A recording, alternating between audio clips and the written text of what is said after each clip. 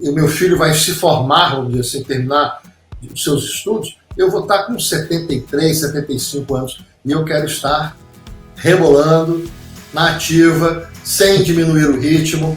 Lembre-se, vinho não é remédio. Ninguém deve tomar vinho como remédio para reduzir infarto, mas vinho em pequenas quantidades está associado a menor incidência de infarto. Em termos de depressão e de transtornos mentais, eles são até mais frequentes na população feminina, mas quando eles acontecem no homem, eles são, muitas vezes, o homem lida pior, né, com o fato de estar deprimido, não buscar ajuda, à medida que ele envelhece, a questão do suicídio fica mais importante.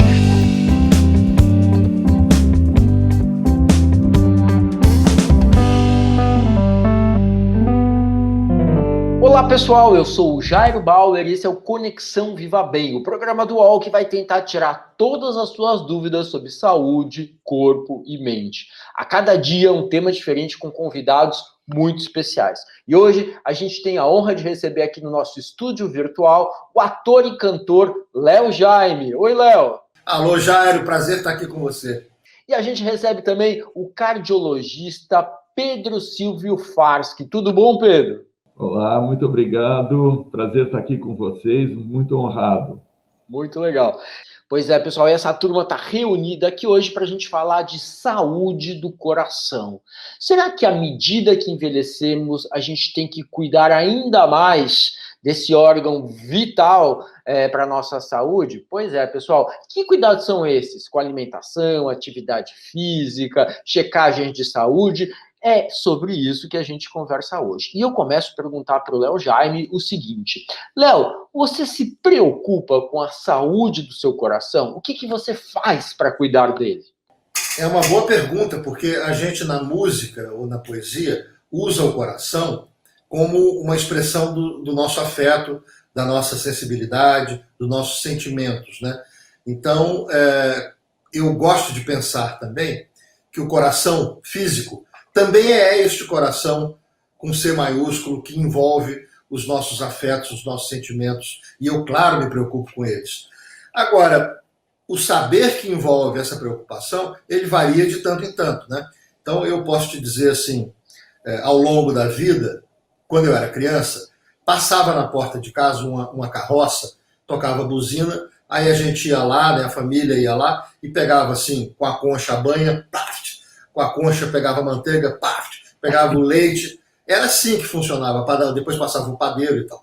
E cozinhava-se com banha. Daí a banha passou a ser o inimigo número 1 e a margarina era a salvação do universo. Vamos comer margarina daqui para frente e todo mundo vai ficar saudável. E aí depois o ovo passou a ser inimigo, depois o café passou a ser inimigo. Depois, no fim das contas, hoje, com a ciência evoluindo, percebe-se que aquela banha que era maldita e tal, nem era tão maldita assim, né? E aí, de tanto em tanto, a gente percebe esses paradigmas mudando, inclusive na forma como a gente se alimenta, que a gente cuida da saúde e tal. Então eu penso, respondendo assim, tomar vinho, sorrir mais, dançar mais, comer comidas gostosas e tendo tempo para apreciá-las, né? Indo para a cozinha fazer as coisas, procurando cozinha que é feita a partir do nada, sem coisas pré-fabricadas e não usar produtos industrializados, etc. Então, isso eu chamaria de preocupações com o coração, no sentido de que procurar ter uma vida mais prazerosa também é muito saudável, né? Não adianta você ser uma pessoa que se trata como cavalos, né, de manga larga de corrida, medindo todos os grãos que você tem de proteína, não sei o que, mais o e não ser alguém que curte a vida. Então a minha resposta é essa: curtir a vida com um vinhozinho, com alimentação feita em casa ou alimentação que é curtida, mas de boa qualidade, procurando evitar coisas conservantes e pré-fabricados e glutamato monossódico, etc. e tal. E descobrindo também os valores culturais da nossa própria comida, como, por exemplo, a banha, que era uma coisa que era tradicional, assim, né? Eu agora, esses dias, comprei uma latinha de banha, falando isso porque foi recente, uma latinha de banha para fazer batata frita em casa. E aí achei uma delícia. Mas eu uso geralmente azeite extra virgem. E aí volto para vocês e pergunto para o Pedro também. Como é que os franceses fazem? Os 3 segredos da culinária francesa são manteiga, manteiga e manteiga. Como é que eles vivem daquele jeito, comendo praticamente pão e manteiga, né? Em tudo tem manteiga e tem pão à beça, e são todos magros. O percentual de gente que morre do coração lá é mínimo. Né? Eu até tive um problema, que eu sou um cara gordo. Eu tive um problema de estar numa estação lá que era outono, e ficou mais frio do que o normal. Aí eu precisei comprar um casaco, e estava chovendo. Precisei comprar um casaco. Não acho casaco do meu tamanho na França, porque o G francês equivale ao nosso M. E o GG é o nosso G. Então, assim, eu não conseguia... Porque lá eles são menores, eles são mais magros, são mais elegantes. E aí comem manteiga à beça. Então eu fico pensando, será que é o vinho? Será que é levar a vida de uma forma mais prazerosa? A quantidade de contato que se tem com a beleza, com a arte? Será que isso altera o coração? Olha lá, Pedro. O Léo falou uma coisa importante, né? Assim, essa relação mais tranquila com a vida, você curtir a vida. E aí, agora, juntando com a pergunta do Léo, eu queria aproveitar para te perguntar o seguinte: é importante cuidar do coração a vida inteira, né? Mas à medida que a gente envelhece, acho que fica mais importante, né, Pedro? E do ponto de vista da cardiologia, que cuidados seriam esses? Alimentação, atividade física, não fumar. Conta pra gente um pouquinho os check-ups, conta pra gente como é cuidar desse coração que está envelhecendo. A fala do Léo Jaime foi muito importante, muito interessante, com muita sabedoria. Ser feliz é um ponto muito importante. Não ter depressão, ter amigos, ter uma vida assim, um convívio social e ser feliz é muito importante. Quando a gente observa pessoas longevas, a gente sempre observa que essas pessoas são pessoas com um círculo de amizade, são pessoas felizes. A depressão é uma coisa importante a ser evitada. E isso o Léo associou com alimentação. A alimentação também, de vários pontos de vista, é importante. É importante a gente ter uma alimentação que nos dê prazer, mas também é importante ter uma alimentação saudável.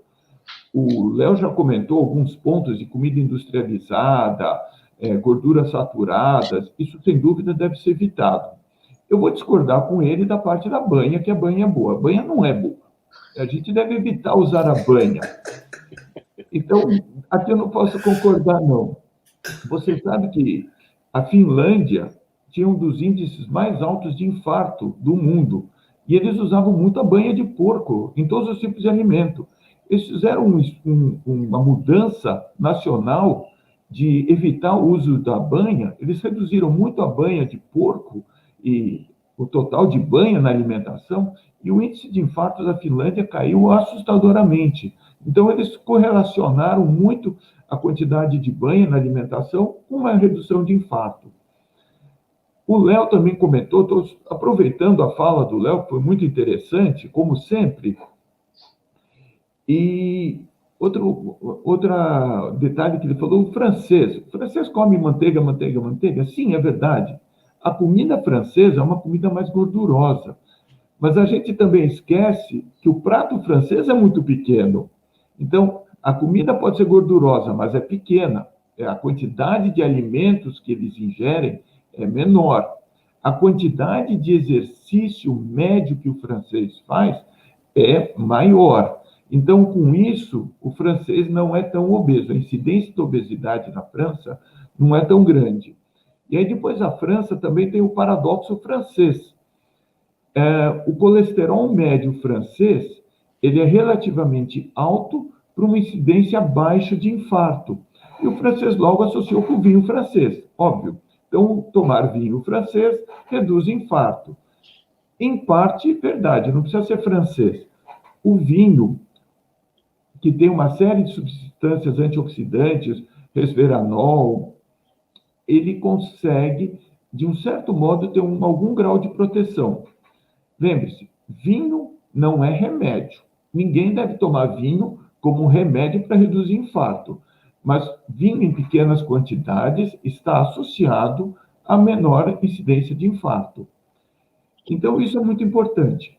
Agora, Jairo, indo para a sua pergunta, uma pergunta muito ampla. Como envelhecer melhor? Como evitar a doença do coração? Acho que a gente pode colocar isso em 7 itens. Assim, bem didaticamente, 7 itens. 1, comer bem. 2, fazer exercícios regularmente. Depois a gente pode conversar mais sobre isso. 3, não fumar. 4, manter a pressão arterial controlada. 5, manter os níveis de glicose controlada. 6, colesterol controlado. E, por fim, perder peso. Então, esses 7 itens, que são itens simples, nos permitem viver mais e melhor, com uma melhor qualidade de vida e por mais tempo. Agora, cada um desses 7 itens são grandes. Cada um a gente pode discorrer muito tempo sobre cada um desses 7 itens, colocando didaticamente. Pedro, eu vou aproveitar a deixa aqui para te falar sobre algumas formas. Eu acho que está na hora de nós, homens, pensarmos também num novo posicionamento do homem diante dessas questões, porque eu não sei, você vai poder dizer isso melhor do que eu, mas parece que, estatisticamente falando, os homens sofrem mais do coração, têm uma longevidade menor que as mulheres, têm índices de depressão muito maiores do que as mulheres e têm índices de suicídio assombrosamente maiores do que as mulheres também, né? Isso confirma vocês, esses números que me ocorrem aqui agora, se comprovam cientificamente? Absolutamente corretos. O homem tende a infartar mais precocemente.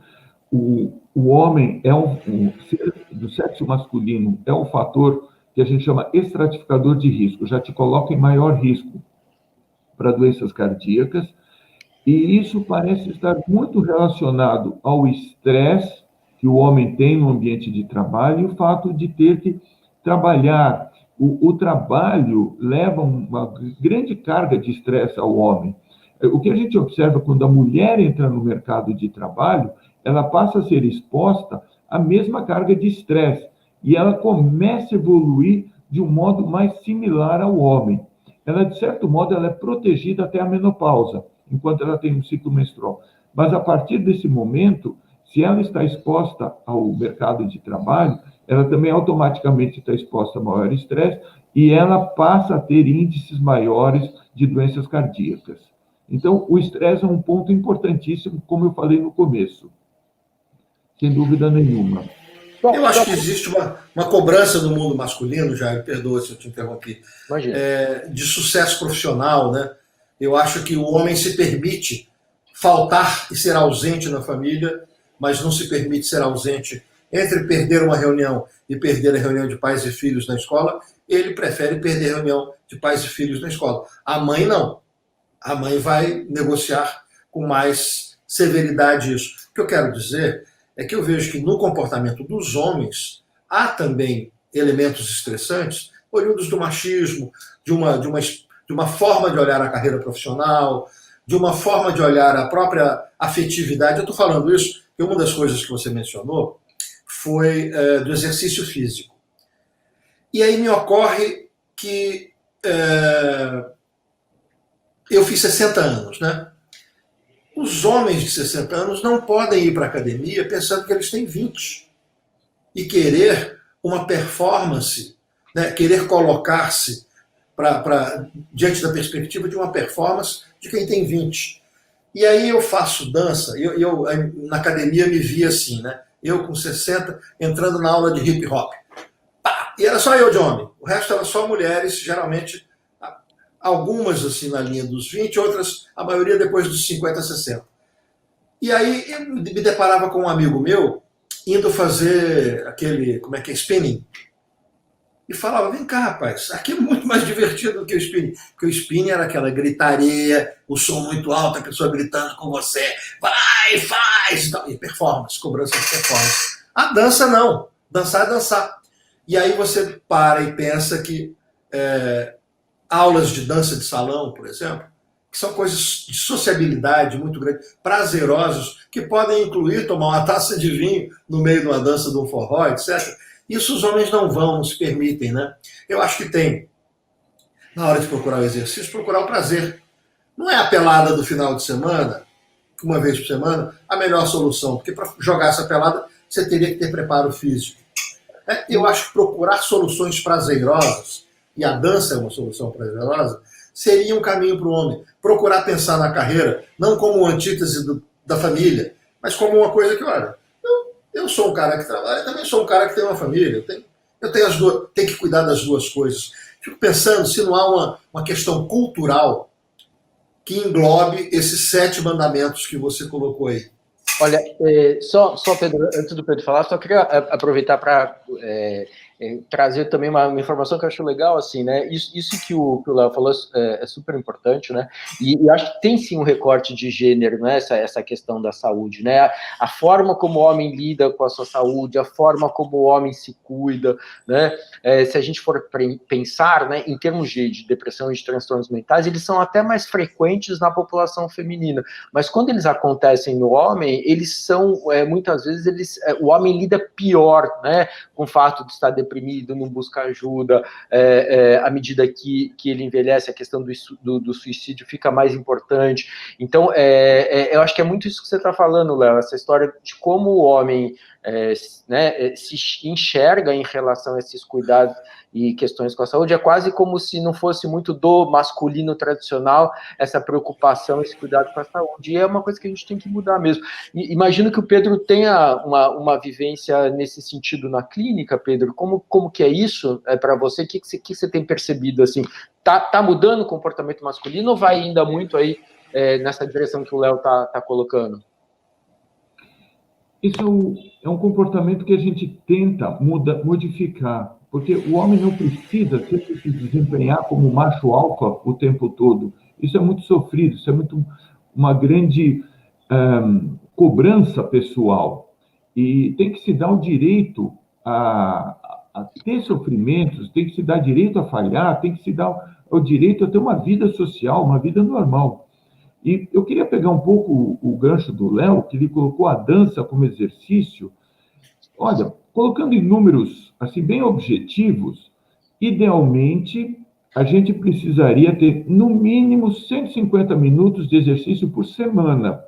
Então, 150 minutos de exercício moderado ou 75 minutos de exercício intenso por semana. Uma dança de salão é um exercício quase leve. Uma dança um pouco mais rápida é um exercício moderado. Agora, um spinning é um exercício intenso. Então, se você colocar 75 minutos de exercício intenso ou intercalar com exercícios moderados, acho que nós, do ponto de vista de saúde, a gente tem que colocar metas, e metas passíveis de ser atingidas. Por exemplo, vamos colocar 150 minutos de exercício moderado. Pode ser uma dança. Ótimo, Léo. Excelente ideia. Pode ser um caminhar mais rápido, pode ser um jogo de futebol, às vezes um jogo de futebol, conforme for, é um exercício intenso, mas você colocar sua meta de 150 minutos por semana, você está trazendo um bem-estar, está trazendo uma redução de risco para a sua saúde. E isso é colocado em números para a gente conseguir atingir. E olha, e não pensa que a gente vai acordar um dia da semana e falar, hoje eu acordei com vontade de fazer exercício. Isso não vai acontecer nunca. Nunca.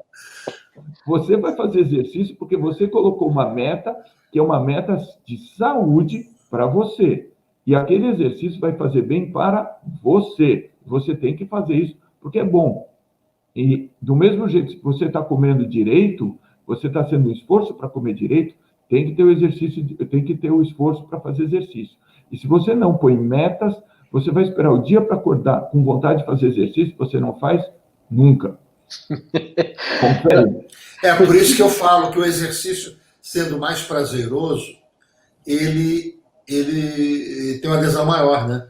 Eu fiz lá Dança dos Famosos e era uma agenda puxadíssima de 2 horas de ensaio por dia.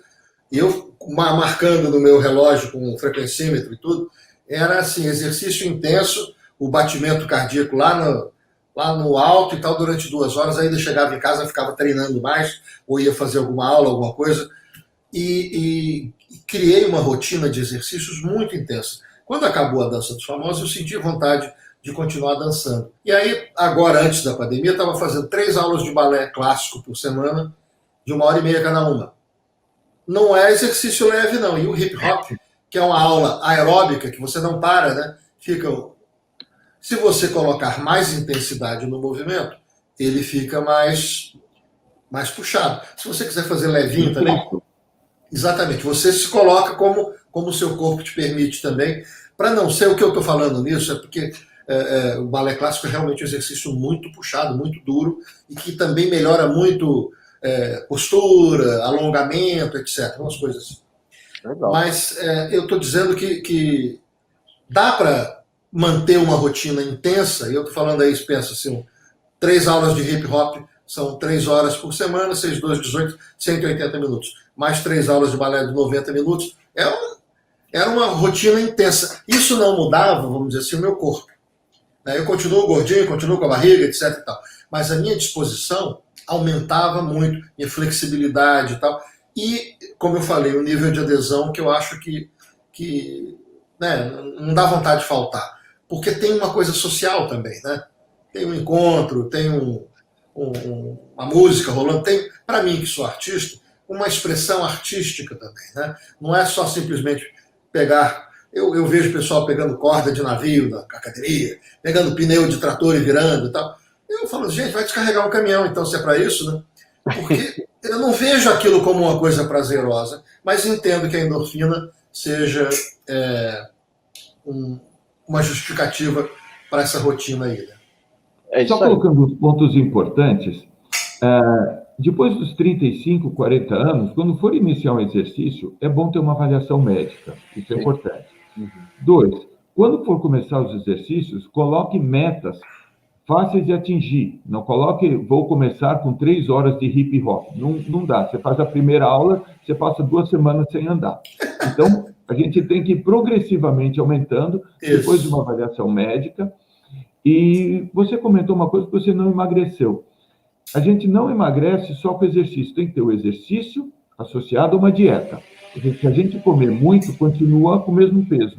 Então tem que ter as 2 coisas associadas. Aí se consegue perder peso.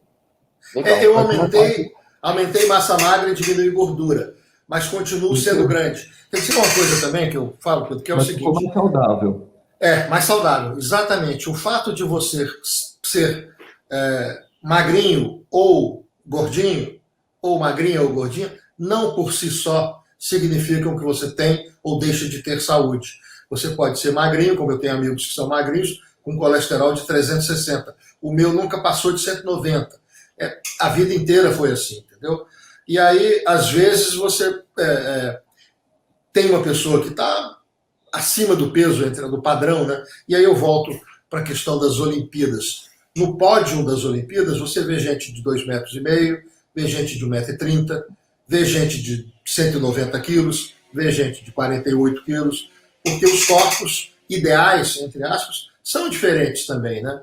Eu quero dizer isso porque, ainda voltando para esse negócio da Dança dos Famosos, ser um homem mais velho e acima do peso, entre aspas, acima de qual peso, né? Era um motivo de chacota para as pessoas que me viam, né? Como quem diz, uma pessoa dessas não pode dançar. E o fato de eu me permitir dançar e de ter feito lá o processo inteiro, até o final, inclusive, ter ganhado a Dança dos Famosos, fez com que muita gente me procurasse para dizer, olha, eu agora vou me permitir. Eu achei que seria vergonhoso chegar com um corpo que não é atlético, numa academia, ou me expor ao julgamento alheio, numa escola de dança, e agora eu estou achando que não, o importa é a gente curtir. É por isso que eu estou voltando para dizer que alcançar uma meta ainda é performance, né? Curtir o percurso é outra história, né?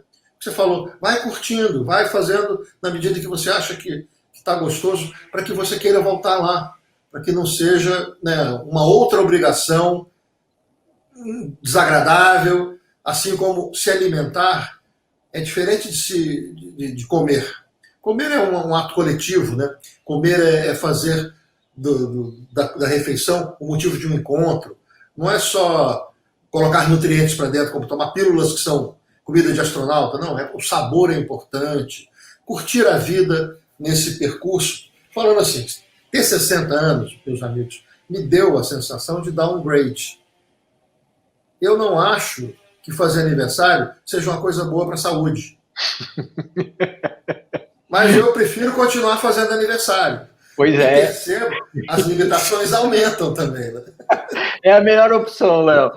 Eu acho. Léo, deixa eu Léo, contar uma coisa para você. Os nossos leitores e a nossa audiência entra, faz perguntas. E, aliás, você que está em casa, se quiser fazer pergunta, é só mandar, caçar lá o Instagram do Viva Bem e mandar as perguntas. E eles mandaram algumas para a gente. Eu dei uma selecionadinha aqui, eu queria mandar algumas para vocês também. A primeira eu vou perguntar para o Pedro. Pedro, que cuidados uma pessoa jovem precisa começar a ter já na juventude para evitar problemas no coração com o decorrer da idade? Assim, é um pouco aqueles 7 itens que você falou, ou você teria alguma recomendação especial para os jovens? Essas 7 recomendações, elas se aplicam a qualquer idade. O que acontece é que o jovem tem muito menos chance de ter um problema cardíaco do que a pessoa com mais idade. Porque, vamos pensar o seguinte, se você tem algum fator que aumente teu risco, por exemplo, um colesterol alto, uma hipertensão, ou mesmo tabagismo, ele demora algum tempo para agir até desenvolver a doença cardíaca. Então, ele não é que você fuma hoje e infarta amanhã. Você vai ter que fumar por algum tempo até desenvolver a doença cardíaca.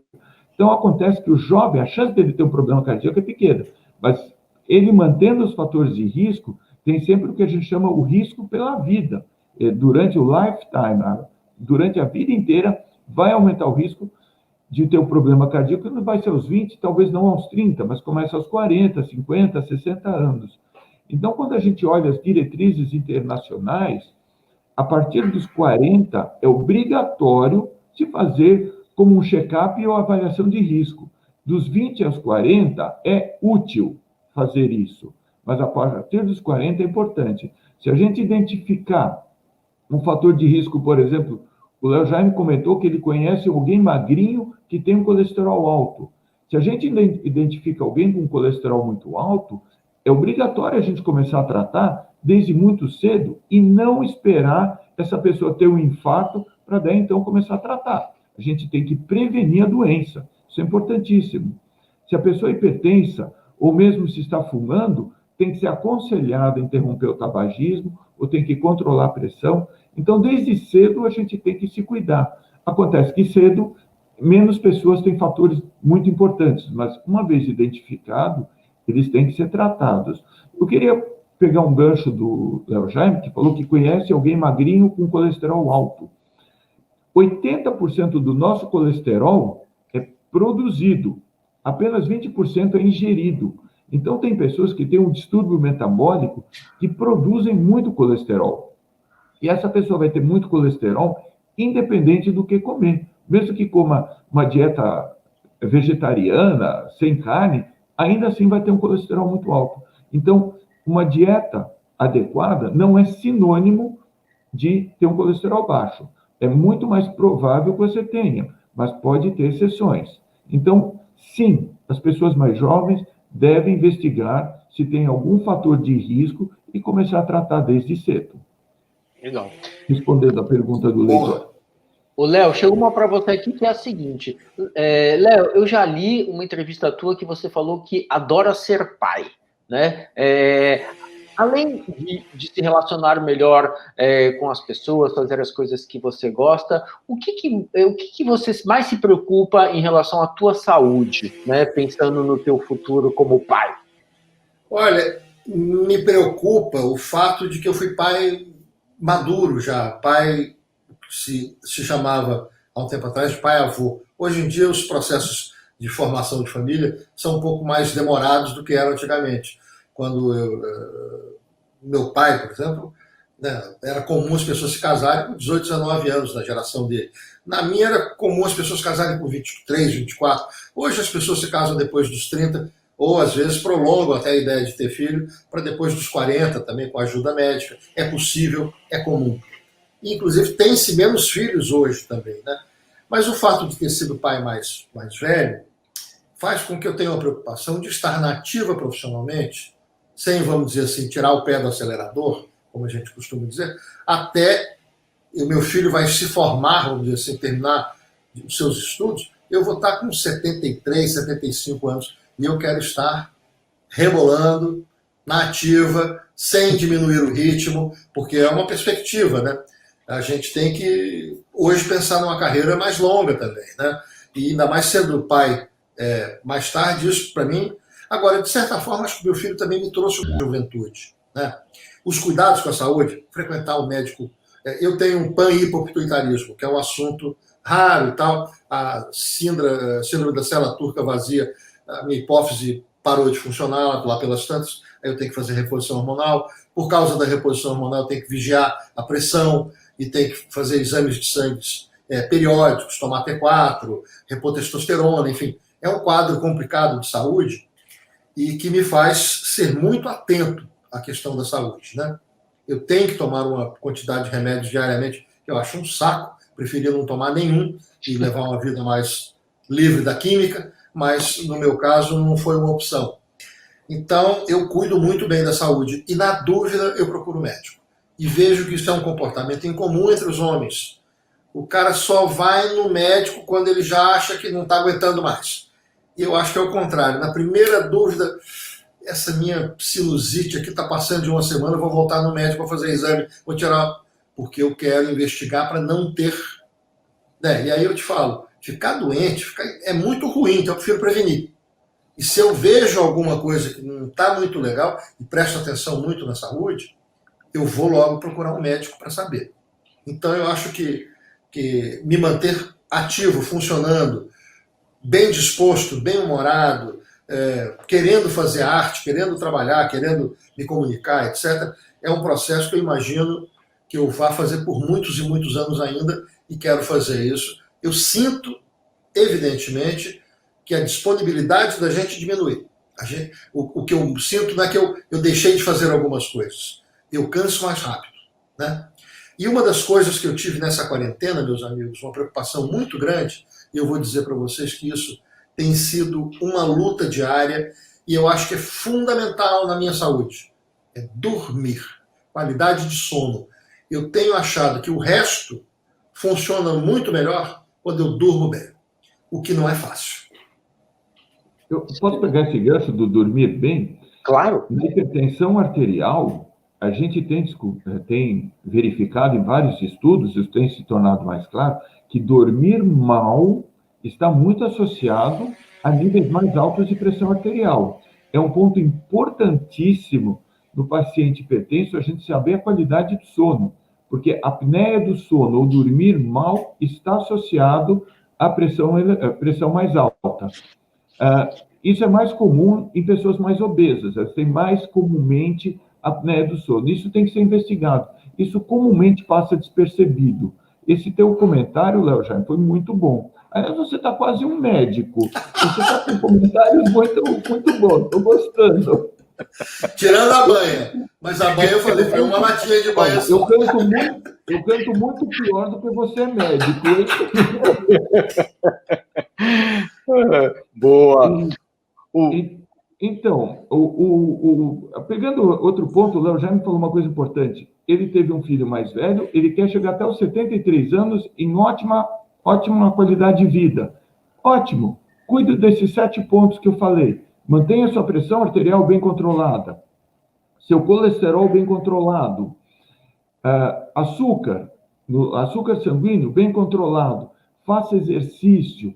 E como você falou, se você conseguir associar o teu exercício com uma atividade que lhe dá prazer, passe o exercício de ser um fardo, ser um prazer.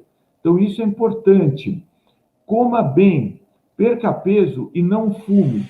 Esses 7 itens que não são complicados, são simples, vai te deixar chegar até os seus 73 anos, querendo ter 83 e às vezes 93 anos de idade, e com uma boa qualidade de vida. Pedro, eu vou perguntar, Jairo, é diferente, eu conheço gente muito magrinha que come feito um boi. E eu tenho um metabolismo lento, né? Vamos dizer assim, a minha chapa está sempre fria para queimar. Eu tenho uma massa muscular grande e tal, e quando vou fazer exercício, faço de uma forma muito intensa. E isso funciona. Quando eu estou mantendo a continuidade assim, eu ganho massa facilmente, mas sou grande, né? Eu acho que tem alguma coisa no metabolismo. Eu também sei que dormir, enquanto a gente está dormindo, a gente está tendo um gasto calórico sem ingerir nada. Então também já tem um lado positivo, vamos dizer assim, no sentido, além de acordar com mais disposição, de também gastar caloria dormindo. Mas existe alguma forma de você acelerar o metabolismo para que ele reaja melhor ao estímulo do exercício e da dieta organizada, para que tenha resultados melhores? Ou cada organismo é de um jeito? Não, a gente não deve tentar mudar o metabolismo da pessoa, isso de forma nenhuma. Isso que você me comentou, eu como pouco, engordo muito, ou como muito, engordo pouco, a gente sempre tem que olhar muito claramente as quantidades de alimentos que cada um ingere, porque às vezes o que eu acho que é pouco, para o outro é muito. O que o outro acha muito, eu acho exagerado. Então a gente tem que sempre olhar exatamente o que cada pessoa ingere.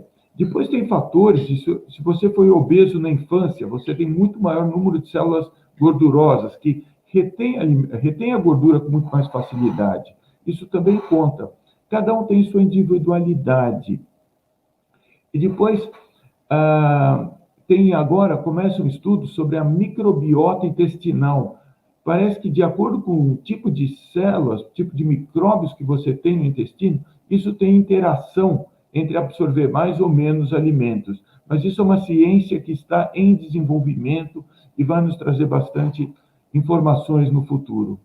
Mas, de qualquer modo, mesmo que você, fazendo uma dieta adequada, fazendo exercício, mesmo que você não perca muito peso, você vai perder gordura e ganhar massa magra. Massa magra é exercício. Você vai ter um ganho de saúde muito grande. E isso deve ser... Você vai observar que você vai se sentir mais disposto, vai dormir melhor, vai trabalhar melhor e vai ter uma saúde melhor. A longo prazo, tem inúmeros estudos e todos eles associam, quanto mais exercício você fizer, menor a chance de problemas cardíacos e mais tempo você vive. Então, isso é importantíssimo.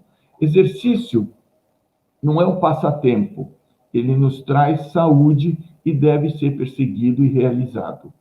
Pois é, pessoal, e o programa está quase acabando e a gente vai agora para a sessão confessionário.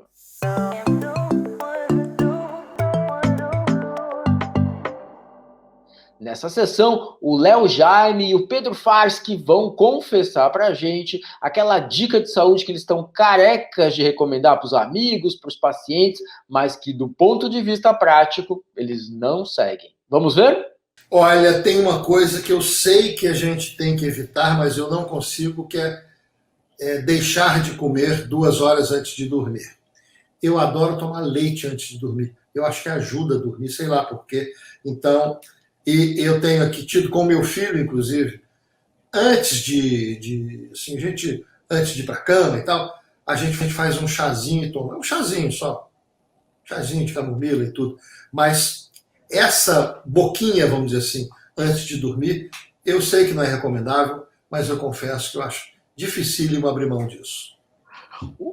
Luiz, antes de contar o teu pecado, Luiz, pode comer um pouquinho antes de dormir, né? Não tem nenhum grande problema, tem? Jairo, é pior para quem tem um refluxo gastroesofágico. Quem tem esse refluxo e deita depois de comer, isso vai ser bastante incomodativo. Se você não tem esse refluxo, não tem tanto problema.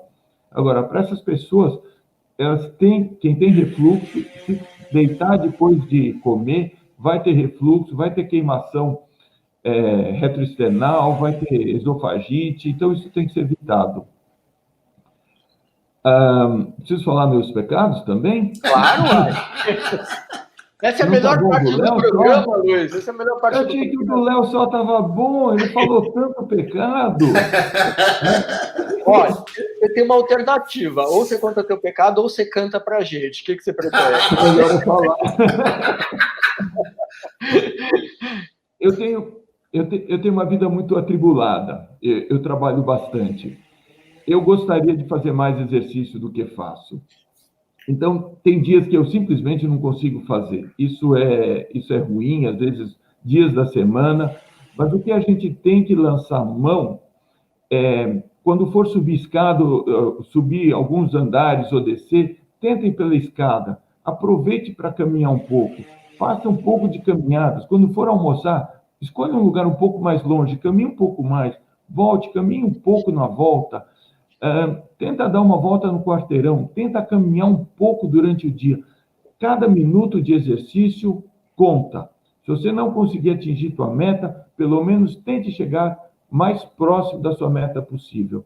Então, muitas vezes eu não consigo isso. Então, eu tento fazer o melhor que é possível. Então, esse foi meu pecado. Ainda bem que eu não cantei. Se eu tivesse cantado... Mas, olha, eu vou lembrar o Pedro que ele falou dos franceses. Os franceses, e aqui no Rio, eu sinto que nós éramos assim, estamos deixando de ser, andam muito a pé, né? Sai, vai na padaria, depois vai não sei o quê. Passa na padaria, vai na farmácia, depois vai lá buscar um sapato, deixou no sapateiro. Esse trajetinho que você faz a pé, andando no seu bairro, além de estimular o comércio do bairro, que é uma coisa bacana, né? Deixar as grandes corporações de lado e atender o cara da padaria, ir lá no sapateiro, você está ali circulando, criando rede de comunicação social e tal, circulando pelo próprio bairro. Eu acho esse estilo de vida, né? Procurar ou usar a bicicleta, esquecer um pouco o carro, porque o carro polui também, é caro, estacionamento, etc. Fazer essas coisas a pé já são exercícios. Ainda que você não esteja indo para fazer exercício, acaba que você está se exercitando. O número de passos que você dá no dia aumenta. Enfim, é um tipo de lógica que eu estou falando, né, que é diferente acorda, entra no carro, vai para o trabalho, entra no carro, vai para a academia. Aí, no dia ali, subindo a escada no prédio, indo até, né, comprar um negócio ali no bairro, indo a pé, isso tudo muda muito o jeito da gente lidar com o dia, né, e é menos estressante. E eu vou falar assim, a sesta, aquela sonequinha, tomar uma taça de vinho no almoço, depois tirar uma sonequinha antes de voltar para o trabalho. Será que isso não era uma coisa para a gente pensar, não? Eu vou deixar o doutor Pedro responder. Não, psiquiatricamente falando é bom, né? Psiquiatricamente é ótimo. Tudo que psiquiatricamente é bom para a cabeça é bom para o coração. E isso que você falou, essa caminhada, cada passo conta. Cada exercício que você fizer conta. Isso é excelente. Se você puder ir a pé ou de bicicleta em vez de carro, isso é ótimo. Isso tem que se tornar um hábito. Isso é importantíssimo. Uma noite de sono bem dormida, isso é importantíssimo. Agora, isso vai muito de hábitos. Os espanhóis estão acostumados até a sesta. E eles dormem à tarde e vão até a tarde da noite. É um hábito local. Agora, quanto mais você fizer exercício, melhor você dormir, sem dúvida é muito bom para o coração. Sem dúvida alguma. Tá ótimo.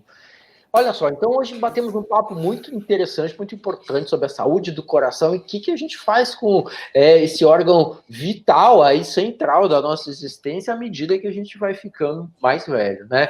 Léo Jaime, queria agradecer muito, muito, muito as suas colocações, a sua participação, sempre trazendo um ponto de vista diferente, bacana, interessante, instigante aí para a gente discutir saúde. Muito obrigado, viu, Léo? Obrigado, Jairo. Obrigado, Pedro. Muito prazer em conversar com vocês. E aqui entre homens falando dos problemas do coração. A gente tem que falar mais sobre o nosso coração. Eu acho muito interessante essa abordagem do coração espiritual e do coração médico. Essas duas abordagens são muito importantes. Elas estão muito relacionadas entre si para uma boa saúde cardíaca. Sem dúvida nenhuma. Não basta só a parte médica. Essa saúde espiritual também é importantíssimo. Léo, parabéns pelo seu ponto de vista, gostei muito. Jairo, muito obrigado, foi excelente. Pedro, muito, muito obrigado. Dr. Pedro Silvio Farschi enfim, os esclarecimentos, deixou a gente muito mais tranquilo aí para entender como cuidar. Muito obrigado, Pedro. Obrigado, Léo. Muito obrigado a vocês. Até mais, pessoal. E vocês... Valeu! Valeu! E aí, vocês Valeu. curtiram essa discussão, curtiram esse papo? Pois é, então continua acompanhando a gente. O Viva Bem volta amanhã falando sobre corpo. Até mais. Qual?